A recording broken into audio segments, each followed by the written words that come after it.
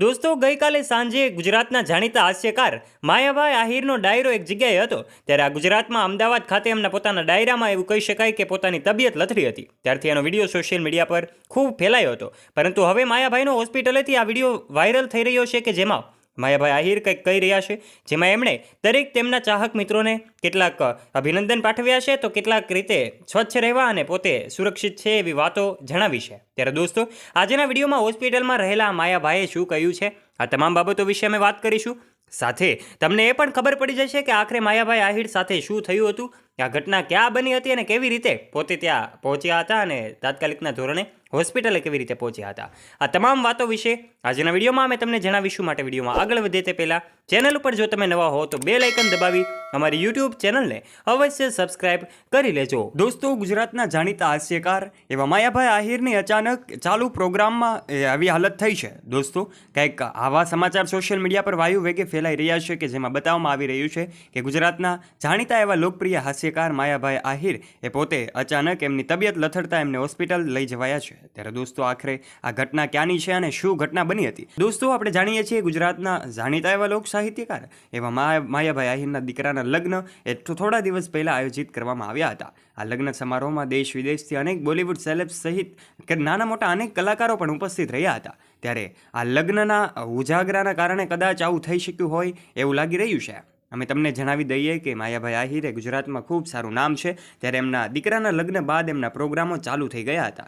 ત્યારે એક પ્રોગ્રામમાં તેઓ પોતે જેવા જ પહોંચ્યા હતા અને અડધી જ કલાકમાં પોતે ત્યાં પહોંચતાની સાથે જ એમને છાતીમાં દુખાવો પડ્યો હતો. ત્યારે આ દુખાવો પડતાની સાથે જ પોતે પોતાનું કર્તવ્ય ધર્મ નિભાવવાનું ચૂકતા નથી. પોતે છતાં પણ પ્રોગ્રામ કરવા માટે તૈયાર હોય છે, પરંતુ આયોજકો એમને ના પાડે છે અને તાત્કાલિકના ધોરણે પ્રાથમિક સારવાર આપે છે અને એને મોટી હોસ્પિટલે જવા રવાના પણ કરે છે.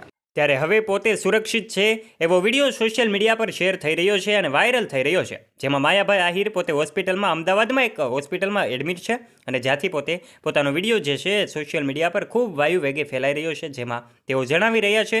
આખરે આ વિડીયો સોશિયલ મીડિયા પર જે અત્યારે વાયરલ થયો છે, જેમાં માયાભાઈ આહિર પોતે જય સિયારામ કહીને એવું કહી રહ્યા છે કે હવે પોતે સુરક્ષિત છે, ચિંતા કરવાની કોઈ જરૂર નથી. તેમના તમામ ચાહક મિત્રોનો એમની દુઆઓ ફળી છે. ત્યારે આ ચાહક મિત્રોનો પણ આભાર વ્યક્ત કરે છે. દોસ્તો, આ માયાભાઈ આહિરે ગઈકાલે રાત્રે જે ઘટના બની છે સોશિયલ મીડિયા પર, એના વિડીયો સોશિયલ મીડિયા પર ખૂબ ફેલાઈ રહ્યા છે. ત્યારે હવે માયાભાઈ આહિર ખૂબ સુરક્ષિત છે અને હોસ્પિટલમાં પોતે એડમિટ છે અને જલ્દીથી એમને રજા પણ મળી જશે.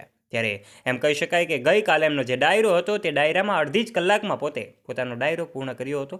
જ્યારે એમ કહેવામાં આવે તો ખોટું નહીં હોય કે તેઓએ પોતાનો કર્તવ્ય ધર્મ નિભાવવા માટે પણ તૈયાર હતા. તેઓ તો પોતાનો ડાયરો પૂર્ણ કરવા માટે તૈયાર હતા, પરંતુ આયોજકોની ટીમે એમને ના પાડી હતી અને પોતાની તબિયત સાચવવા માટે કહ્યું હતું. ડાયરાઓ તો મળતા રહેશે, પરંતુ પોતાની તબિયત સાચવવા માટે આયોજકોએ પણ એમને વારંવાર અપીલ કરી હતી. માટે આ અપડેટ જાણીને તમારી માહિતી અને જ્ઞાનમાં પણ વધારો થયો હશે. દોસ્તો, આ ગુજરાતમાં માયાભાઈનું ખૂબ મોટું નામ છે અને એમના દીકરાના ભવ્ય લગ્નોત્સવનો કાર્યક્રમ જે હમણાં જ પૂર્ણ થયો છે, પરંતુ આજે પણ એમના વિડીયોઝ અને ફોટોઝ સોશિયલ મીડિયા પર ખૂબ વાયરલ થાય છે. એમના દીકરાની જાન હેલિકોપ્ટરમાં જોડવામાં આવી હતી, એનો વિડીયો પણ સોશિયલ મીડિયા પર ખૂબ વાયુ વેગે ફેલાતો હોય છે. આ સાથે જ એમના લગ્નની તમામ રસમોનો વિડીયો સોશિયલ મીડિયા પર તમે કદાચ જોયા જ હશે. આ શાહી લગ્નોત્સવમાં પૂજ્ય મોરારી બાપુ પણ ઉપસ્થિત રહ્યા હતા. ત્યારે દોસ્તો, આ અચાનક માયાભાઈની તબિયત લથડતા એમને કોમેન્ટ બોક્સના માધ્યમથી એમના માટે જલ્દીથી તેઓ સ્વચ્છ અને સુરક્ષિત થઈ જાય એ માટે પ્રાર્થનાઓ કરજો અને કોમેન્ટ બોક્સમાં આપના શુભાશીષ આપજો. દોસ્તો, વિડીયો ગમ્યો હોય તો વિડીયોને લાઇક કરી દેજો, તમારા ફ્રેન્ડ્સ સાથે શેર કરવાનું ના ભૂલતા, તથા આવા જ રસપ્રદ અને રોચક વિડીયોઝ માટે બેલ આઇકન દબાવીને અમારી યુટ્યુબ ચેનલને સબસ્ક્રાઇબ પણ કરી લેજો.